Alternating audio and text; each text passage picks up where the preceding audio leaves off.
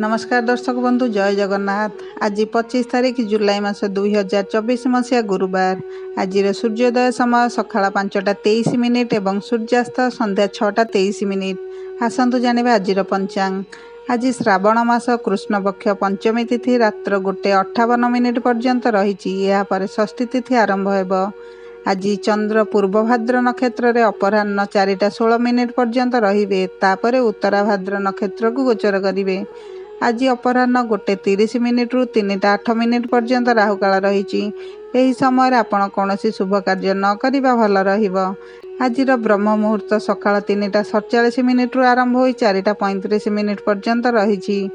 आज शुभ समय सकाळ 9:06 रु 10:34 पर्यंत एवं आउ एक शुभ समय सकाळ 11:27 रु 12:19 पर्यंत रही।